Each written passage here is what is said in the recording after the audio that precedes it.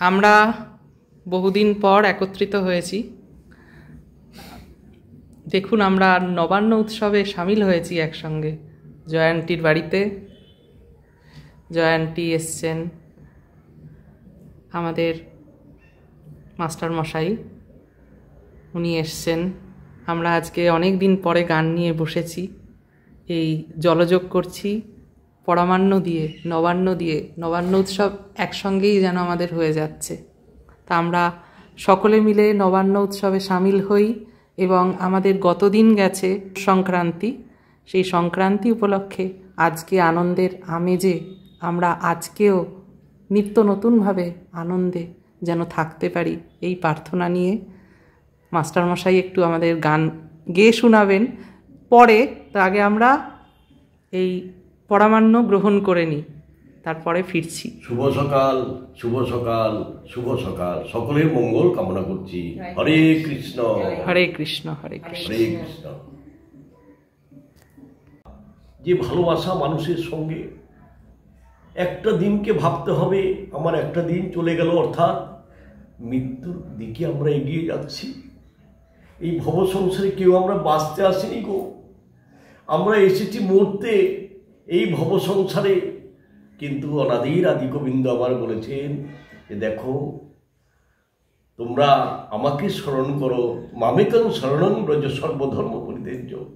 আমাকে ভাবো, তোমাদের কি হারিয়েছে, তোমরা কি নিয়ে এসেছিলে, কেন বৃথা আক্ষেপ করছো? এই ভব সংসার, এই যে মায়াময় সংসারে রয়েছ, বাড়ি আমার, গাড়ি আমার, টাকা আমার, সব আমার। যতক্ষণ এই প্রাণটা আছে ততক্ষণ আমরা বলি আমার আমার আমার আমার। কিন্তু এই প্রাণের মধ্যে যে একজন প্রাণ আছেন, যিনি অনাদির আদি গোবিন্দ, যিনি সর্বকারণের কারণম, তিনি যে আমার দেহের মধ্যে রয়েছেন। তাই তো আমি কথা বলতে পারছি, আঙুলটা তুলতে পারছি, পেনটা ধরতে পারছি গো। কিন্তু এই প্রাণ পাখি যেদিন উড়ে যাবেন, সেদিন কিন্তু আমি পড়ে থাকবো এই ধরা মাঝে। সেদিন আমাকে শ্মশানে নিয়ে যাবে, আমাকে নিয়ে দাহ করবে। এই দেখো, দুদিনের খেলার করতে এসে কেউ ভালো মনের মানুষ হয়ে থাকেন, আবার কেউ খারাপ, অর্থাৎ কেউ মারা গেলে আমরা বলি খুব ভালো মানুষ ছিলেন, অতীব সুন্দর মানুষ ছিলেন, কৃষ্ণ কথা ছাড়া কিছু বলতেন না, এমন মানুষটা আমরা হারিয়ে ফেললাম। কিন্তু যেজন খারাপ কর্ম করে বেড়ায়, সদা সর্বদাই মুখ দিয়ে গালাগালি করে, মানুষের সঙ্গে ভালো ব্যবহার রাখে না, সেই মানুষটা যখন এই পৃথিবী থেকে বিদায় দেয়, তখন কিন্তু মানুষ আমরা বলি ভালো হয়েছে। তাহলে যে যে সদা সর্বদা কৃষ্ণ ভক্ত, সদা সর্বদা কৃষ্ণ নাম করতেন, তিনি কোথায় যাবেন? আমার গোবিন্দ পাদপদ্মে তিনি স্থান পাবেন। আর যে কৃষ্ণ নাম বহির্মুখ, যারা কৃষ্ণ বিদ্বেষী, কৃষ্ণ নাম করতে চায় না, তারা কিন্তু যাবে কোথায় জানো? তারা যাবে জমালয়ে। জমালয়ে একদিন আমার অনাদির আদি গোবিন্দ গিয়ে হাজির হয়েছেন। যমরাজ আনন্দে নৃত্য করছে, হরে কৃষ্ণ কৃষ্ণ কৃষ্ণ হরে হরে, হরে রাম রাম রাম হরে হরে। যমরাজ আনন্দে আত্মহারা হয়ে গেছেন। আমার গোবিন্দ জিজ্ঞেস করছেন, তুমি এত আনন্দ করছো, নৃত্য করছো, কৃষ্ণ নাম করছো, কারণটা কি আমাকে একটু বলবে? প্রভু গো, তুমি এসেছো এই অধমের গৃহে, প্রভু তোমায় কোথায় বসতে দেব? তুমি এসেছো এই অধমের গৃহে প্রভু। হ্যাঁ, আমি তো এসেছি, তুমি তো খুব আনন্দিত, আমাকে দেখে তোমার আনন্দ হচ্ছে।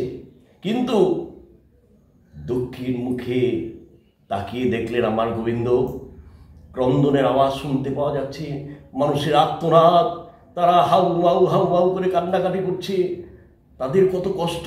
আমার অনাদির আদি গোবিন্দ জিজ্ঞেস করলেন, যমরাজ, তোমার দক্ষিণ দুয়ার এত কান্নাকাটির শব্দ কিসে?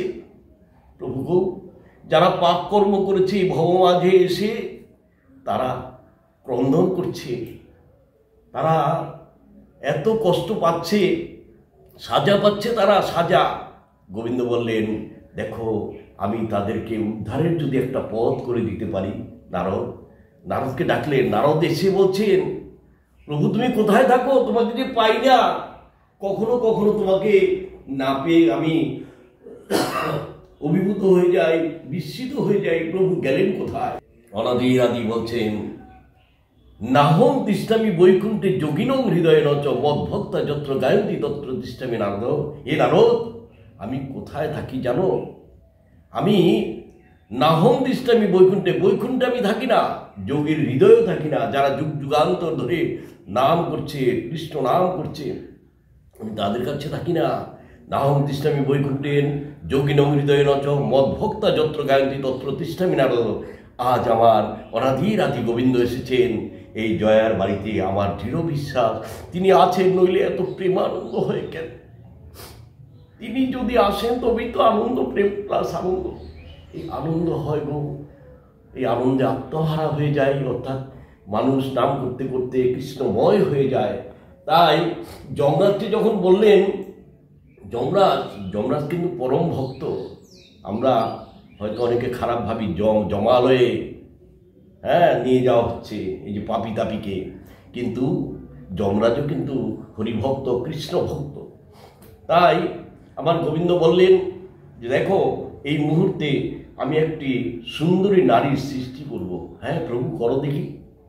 সঙ্গে সঙ্গে আমার অনাদির আদি গোবিন্দের দেহ থেকে একটা জ্যোতি বেরিয়ে এলো এবং তার মধ্যে দেখা গেল কাকে?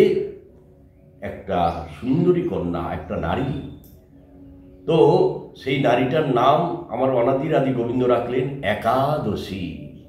এই যে আমরা একাদশী পালন করি, একাদশী যারা পালন করবে, অর্থাৎ সেদিন নিরামিষ গ্রহণ করবে, আমিষ চলবে না। এই একাদশী যদি কেউ পালন করে, তার পাপ তাপ দুঃখ দুর্দশা সব কিছু দূরে থাকে, সে পরম মুক্তি লাভ করতে পারে। তাই যখনই ওই জমালয়ে যারা ছিল পাপি তাপি, তারা যখন শুনতে পারল যে এই একাদশী ব্রত যদি করা যায় তাহলে পাপ তাপ থেকে মুক্তি লাভ করা যায়, তখন তারা সবাই কিন্তু এই একাদশী ব্রত পালন করতে ব্যস্ত এবং সবাই একাদশী করছে।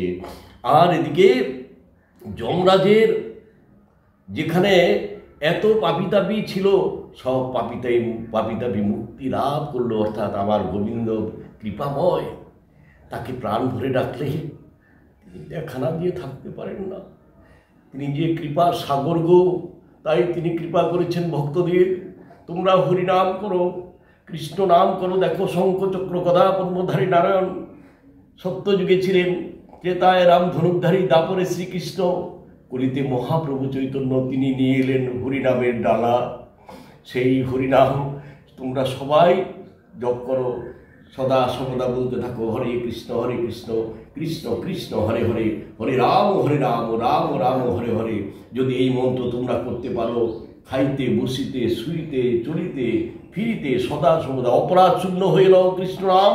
কৃষ্ণ মাতা, কৃষ্ণ পিতা, কৃষ্ণ ধন প্রাণ, কৃষ্ণের সংসার করো ছাড়ি অনাচার, জীবে দয়া কৃষ্ণ নাম সর্বধর্ম সার।